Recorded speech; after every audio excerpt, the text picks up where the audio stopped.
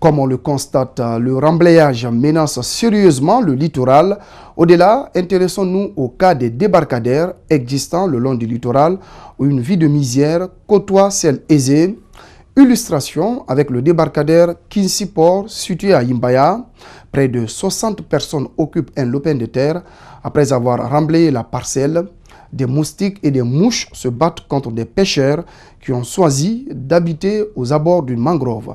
Mamadou Sadio Badé et Ibrahima Souri 5 Souma ont visité ce débarcadère. Voici leur reportage. Des somptueuses infrastructures surplombent cette bordure de mer et côtoient ces habitations qui symbolisent toute la misère que traversent les occupants. Belles maisons par là, d'autres en construction sur un autre flanc. Et au milieu, ces maisons de fortune. Ces pêcheurs ont éparpillé des ordures avant de déverser du sable. Bientôt l'eau de mer sera repoussée pour servir d'habitation. Ils se sont trouvés un petit lopin. Et ce petit lopin-là, vous vous rendrez dans l'évidence que c'est les saletés qu'ils ont mis et mis des terres pour y habiter et faire un petit port artisanal. C'est là qu'on veut les exproprier aussi. On veut les faire quitter. Sur une simple vue de l'extérieur, le plus grand joueur d'échecs au monde va tout parier sauf croire que dans ces taudis, des êtres humains y passent la nuit. Paradoxalement, un coup d'œil à l'intérieur, tout ce qui ressemble à une maison existe, du moins symboliquement, ne serait-ce que pour contenter l'esprit. Après tout, c'est une couche sociale habituée au mouvement des eaux de la mer.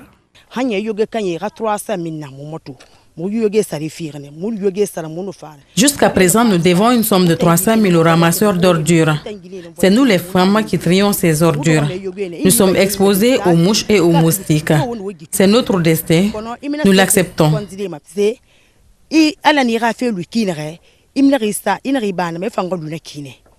Si l'on essaie de récapituler et faire une comparaison, c'est exactement l'image du pays toute entière qui est montrée ici en quelques images. Des constructions somptueuses et des habitations de fortune sur une mangrove qui elle-même souffre d'une agression féroce de l'homme. Lutter contre l'impunité, c'est le défi que se fixe le ministre de la Justice en 2019. Aussi, la construction des infrastructures judiciaires, le traitement rapide des dossiers sur l'exécution des décisions de justice, aussi la formation du personnel judiciaire sont entre autres les doléances posées par les différents services du département au cours de la présentation des vœux à Maître Cheikh Sako. Djibril Ba, Abdoulaye Kamara.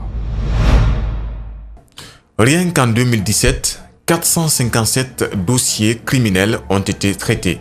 En attendant les statistiques de 2018, le ministre Cheikh Sako tient à la force de ses bras la lutte contre l'impunité cette année.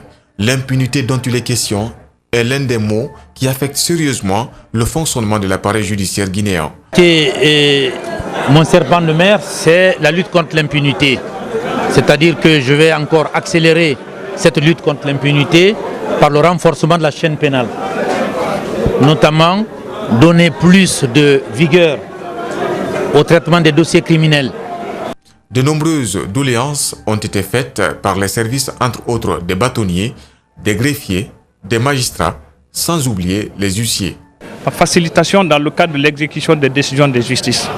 Parce que vous, journalistes, vous le savez certainement, vous avez des proches parents, ou même si vous n'avez pas de proches parents qui sont injusticiables, vous êtes régulièrement saisis des contentieux, notamment en matière domaniale.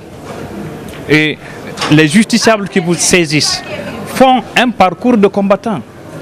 Avant qu'il n'ait une décision de justice, ils mettent des années avec tout le coût financier que cela comporte. Vous devez prendre un avocat, il y a des frais de ceci, des frais de cela. Mais au finish, vous faites tout ça pourquoi? C'est par civisme. Parce que vous faites confiance à vos autorités. Parce que vous savez que vous ne pouvez pas vous rendre justice. Aussi, le syndicat du département de la justice s'est ajouté à cette pléiade de sollicitations dont son porte-parole souhaite les voir effectives. Au nombre de celles-ci, on peut énumérer l'insuffisance du matériel, le transport du personnel, du matériel informatique, du mobilier de bureau et de fournitures de bureaux, surtout ceux des tribunaux et des justices de paix. L'année 2019 est donc un véritable défi pour la justice guinéenne.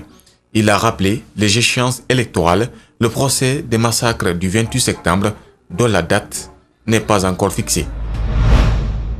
La Direction générale du Fonds de développement social et de la solidarité vient de tenir sa première session à son siège à Kaloum, une rencontre qui se situe dans le cadre de la présentation des vœux du nouvel an, une occasion pour le conseil d'administration de passer en revue les activités au compte de l'année 2018.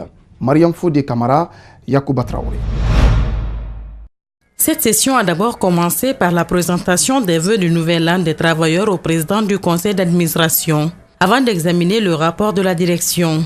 La situation budgétaire a également fait objet de révision. Le président du conseil se dit satisfait des résultats obtenus. Cette première session a été très heureuse parce que d'abord nous avons obtenu 2 satisfecits au cours de l'année 2018. Et nous avons également adopté le programme projeté pour l'année 2019.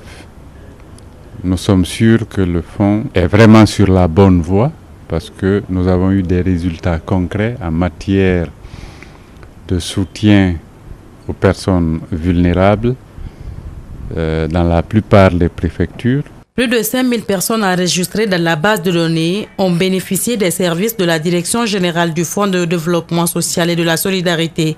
Bon, en fait, les priorités, c'est la poursuite de nos actions et poursuite qui va vers le renforcement des capacités et d'exécution du plan d'action du fonds. L'un des projets phares de la direction cette année est la mise en place d'une régie sociale unifiée qui va enrouler dans une base de données pour avoir une seule fenêtre d'entrée pour les programmes de protection sociale. Que tous les programmes de protection sociale puissent s'inspirer de cette base de données pour intervenir. Ça a un double avantage. Ça permet à l'État d'économiser d'énormes pertes de fonds qu'on injecte parce qu'on sait déjà quelle est la cible, à quelle cible on doit s'adresser. La Direction générale du Fonds de développement social de la solidarité a pour objectif de faciliter le transfert des ressources aux personnes vulnérables. L'ONG One Child, One Chance offre des vivres et vêtements à un orphelinat à Koya. Implantée en Guinée depuis quelques temps, l'association démarre ses activités par ce don à des enfants nécessiteux dans les orphelinats de la capitale et des villes environnantes. Abdourahmane Ba. Des sacs de riz, des vêtements, des jouets. Voici le geste de l'ONG One Child, One Chance en faveur d'un orphelinat situé dans la préfecture de Koya. Ici, cette dame se débrouille comme elle peut pour porter assistance à ses enfants. Aujourd'hui, elle bénéficie d'un coup de main. Nous voulons donner à chaque enfant sa chance en fait. L'important est de créer un mécanisme pour que ces enfants de manière perpétuelle et continue puissent bénéficier de notre aide. Nous le faisons parce que nous venons en appoint déjà aux structures déjà existantes en Guinée, y compris le ministère de l'Action sociale et consorts. Nous aussi nous faisons notre mieux pour assister ces enfants. Cette action est une première dans un orphelinat depuis la création de One Child, One Chance. Les donateurs comptent la pérenniser dans d'autres centres. Oui, certes, c'est l'un des orphelinats avec lesquels on travaille, mais on compte aussi, au fur et à mesure que l'ONG grandit, on compte aussi diversifier avec d'autres orphelinats, aider comme on peut. Pour l'instant, la capitale Conakry est leur priorité, mais ils projettent apporter leur aide aux plus déshérités à l'intérieur du pays. On n'a pas fait d'activité encore à l'intérieur du pays, mais Moloku en parle chaque fois. Il voudrait vraiment qu'on aille aussi à l'intérieur du pays dans nos projets, Inch'Allah. Après cette œuvre de charité, les auteurs encouragent les nantis à œuvrer dans le même sens.